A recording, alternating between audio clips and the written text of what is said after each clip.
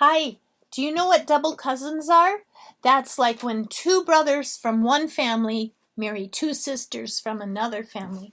And this was my grandma's sister, and this was my grandpa's brother. So they had the last name Meinhardt, and then all these kids were not just regular cousins, they were double cousins with Jeanette and her siblings. And then I have some pictures here. Here's a picture of Russell and Winnie's wedding. They got married in, I can't read backwards. They got married in 1925, and they had their first baby right away, Gordon. And then here's some handwriting by my Aunt Nina, and it's on the back of this. And then here's a picture of Grandpa Russell and his brother Paul. So this man right here is this man right here. So anyway, I'll get on to reading you chapter 1. I like the way that I don't know if this looks backwards to you. I like the way that the font turned out and the way they did the chapters. So I'm reading you this off a PDF because I need it bigger for my eyes. Okay, so the first chapter is Constellations in the Sky. I see the Big Dipper, said 4-year-old Jeanette. That's my favorite constellation, her sister Helen said. Helen was a year older than Jeanette. Their mother, Winifred, had spread a blanket in the backyard where there weren't any trees so that her 5 kids could lie down and look at the night sky. The neighbor boy, Richard Hansen, joined them. I'm going to lie down beside my girlfriend, he said as he knelt on the blanket next to Jeanette. Richard was a year younger than Jeanette.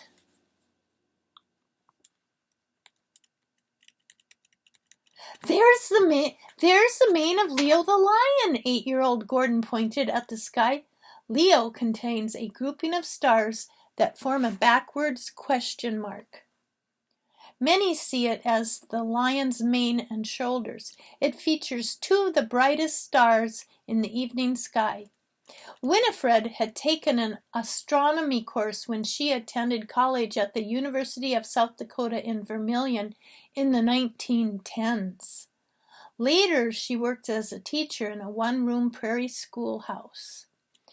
She was 31 when she married Russell in 1925. He was also 31 and a telegrapher for the railroad.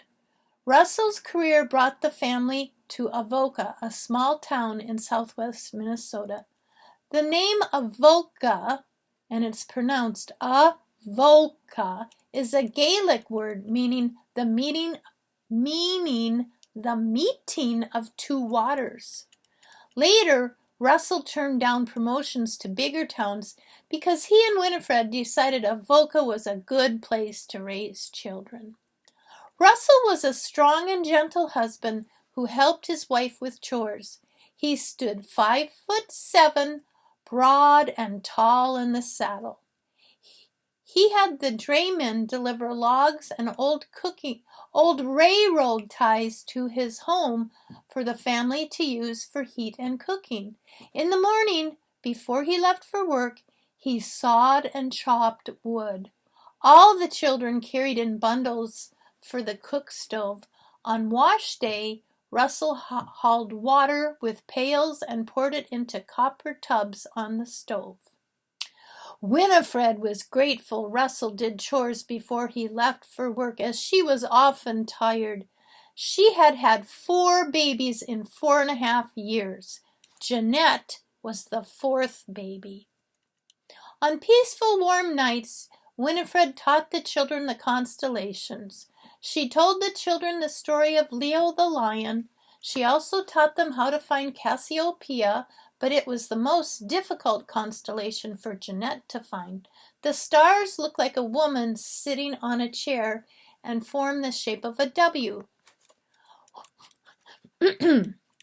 One night, as Jeanette and Helen slept on their straw-filled mattress, their mother came into the bedroom to wake them up.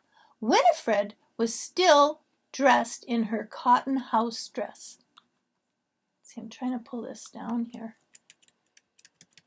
I'm sorry, I shouldn't make those comments. Anyway, she was still in her cotton house dress. Jeanette, Helen, she said in a soft, low voice, the northern lights are out. Get up and come outside with me so you can see them. She had already gotten the older brothers, Gordon and Jimmy, out of bed. She let baby brother George sleep. Avoca didn't have a lot of street lights, so it was easy to see the night sky. Though the northern border of Minnesota touches Canada, Avoca was more than 400 miles south of the border. It was rare to see the northern lights from this far south. When Jeanette looked at the black sky, it seemed as if a knife was cutting and shining through. The green would... I'm sorry, guys. When Jeanette looked at the black sky, it seemed as if a knife were shining through. That doesn't make sense. When Jeanette looked at the black sky... I don't want this thing here. Yes. Okay.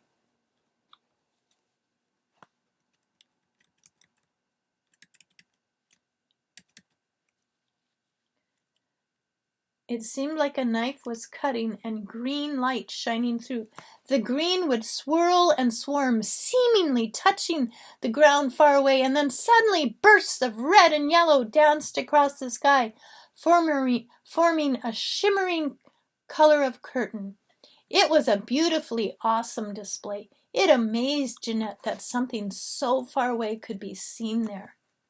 But peaceful nights were not the only time Winifred taught her children to observe and enjoy the heavens. While other people would run into their houses when it stormed, she would gather the children onto the side porch where there was protection. She talked about the clouds and estimated how far away the storm was and when it would arrive. She had a healthy respect for bad weather. They learned to look to the west, as that is where most of the rain came from. She explained that thunder was caused by lightning separating clouds. Her children were not to fear lightning, but were to be wary and get indoors if it were close. The children learned to count 1 1,000, 2 1,000, 3 1,000 for each second between when they saw the lightning and heard the first thunder. She told them counting represented how far away in miles the lightning had struck. Every night after supper had been eaten and the dishes had been washed, Winifred sat in a big leather chair and read stories to the children. Jeanette's brothers and sisters sat on a rug on the floor. Winifred usually read from Herbert Hurlbut's stories of the Bible, which contained more than 100 Bible stories in easy-to-understand language. Even though they were often filled with violence, the children liked the Old Testament stories the best. One memorable book the children liked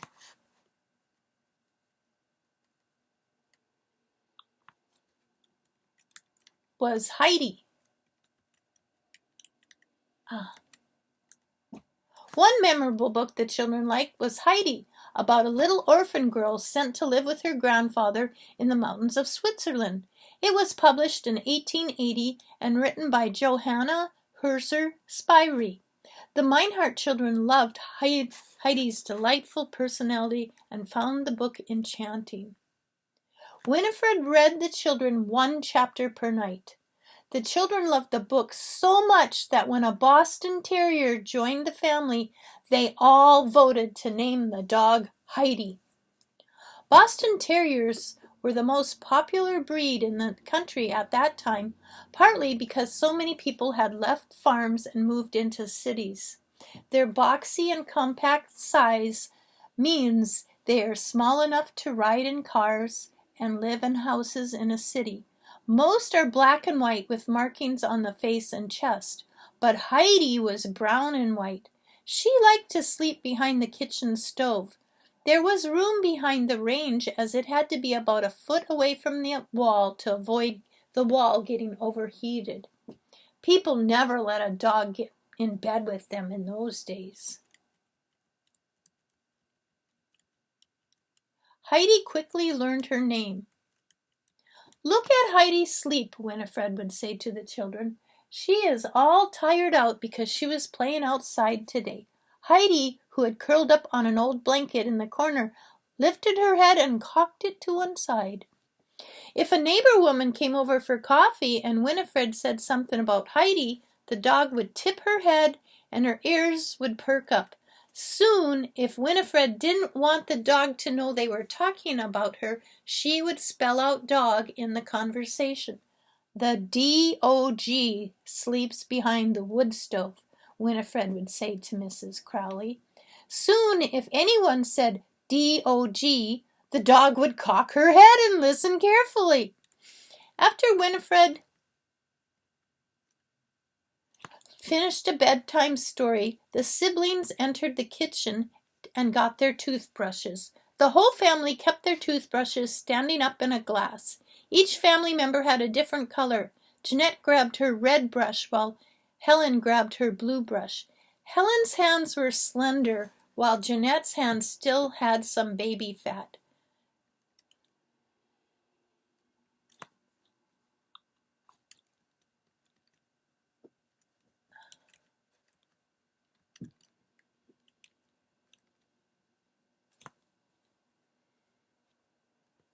Jeanette squeezed a tube of Pepsodent from the bottom and handed the tube to Helen, who wasn't as careful about squeezing from the bottom.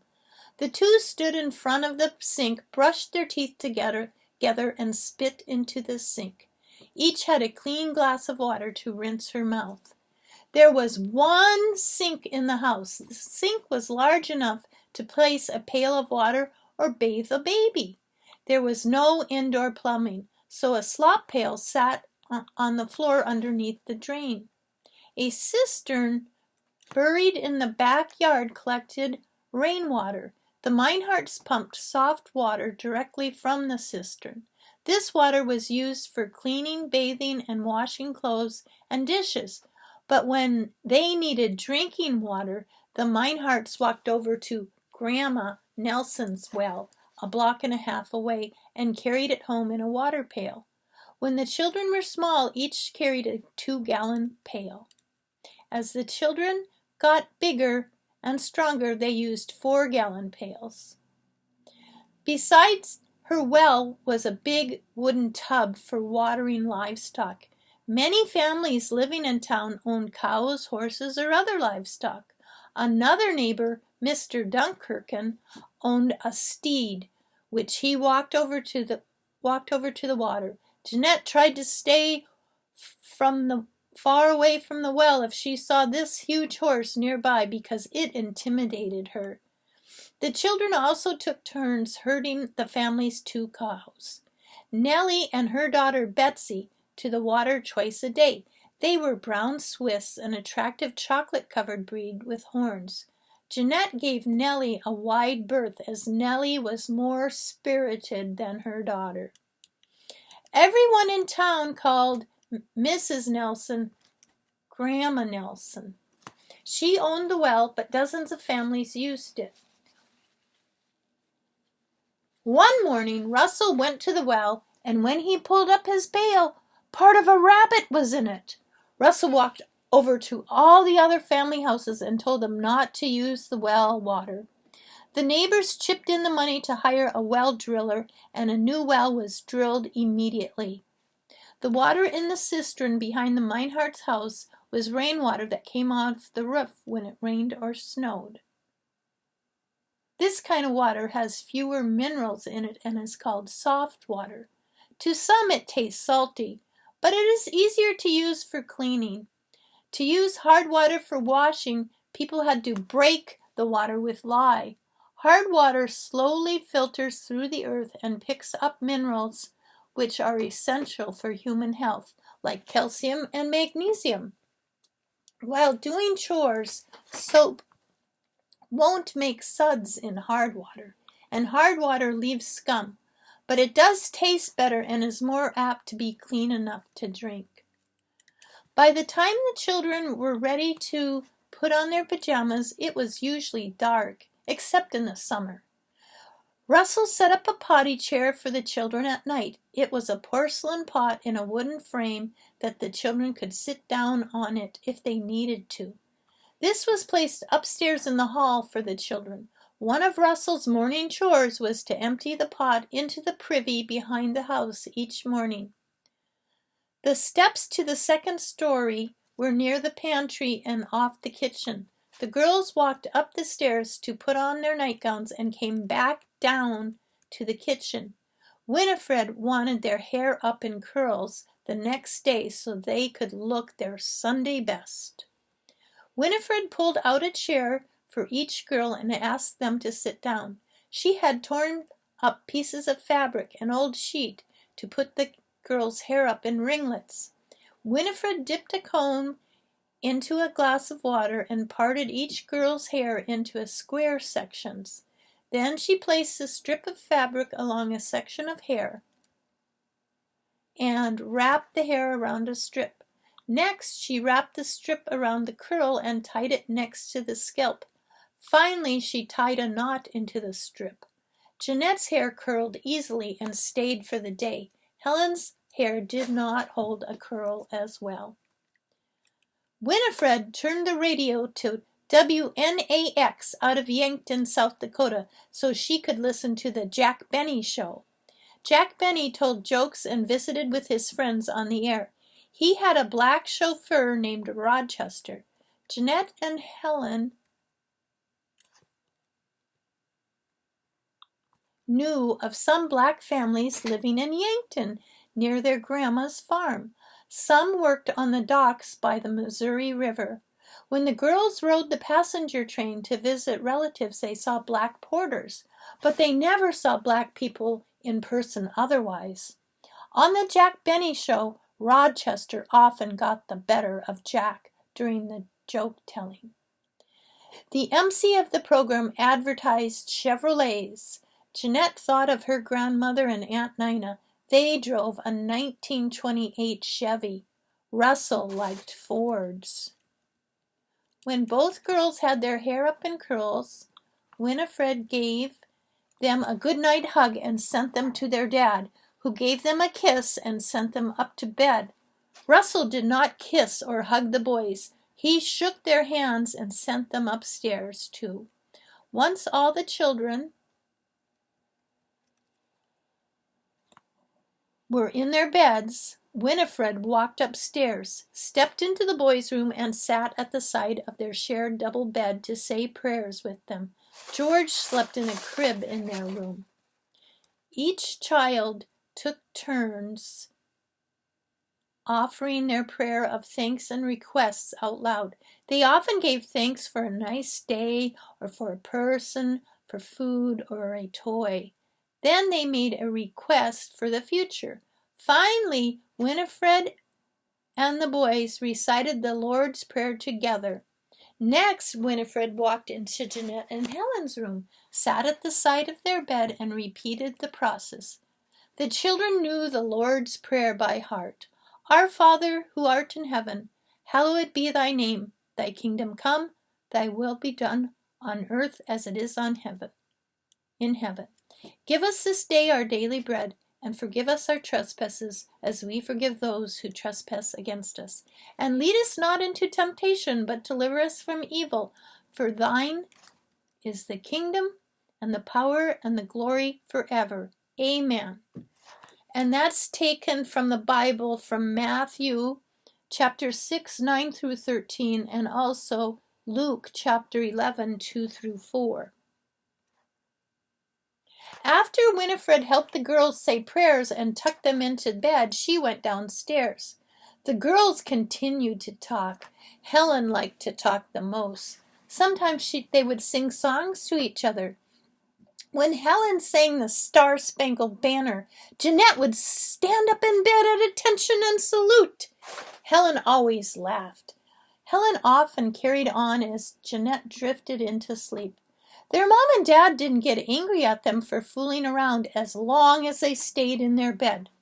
One night, when Jeanette was almost asleep, Helen thought she heard a stirring underneath the girls' double bed. "What's that noise?" she asked. "What noise?" Jeanette mumbled sleepily.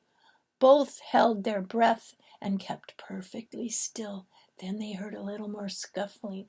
It sounded like it was coming from under the bed.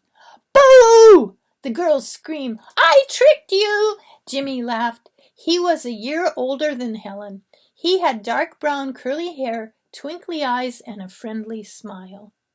After that, Jeanette got into the habit of looking underneath her bed before she got in.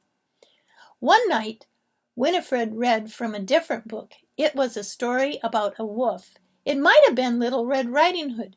Jeanette woke up in the middle of the night and wondered why she was awake. Crickets chirped and she heard other noises. Shadows moved across the walls on her windows. The story her mother had read about the wolf had frightened her. Then she realized that the nightmare had awakened her. She recognized the sounds of the chirping crickets, but what were those other noises? Were they footsteps of squirrels or raccoons? Finally, her nightmare came into focus, and she moved over into the double bed so she could cuddle with Helen. The noises were the chittering and skittering of small, relatively harmless animals running around a small prairie town. Badgers, skunks, owls, raccoons, flying squirrels, and mice. And that is the end of chapter 1. Thank you for listening.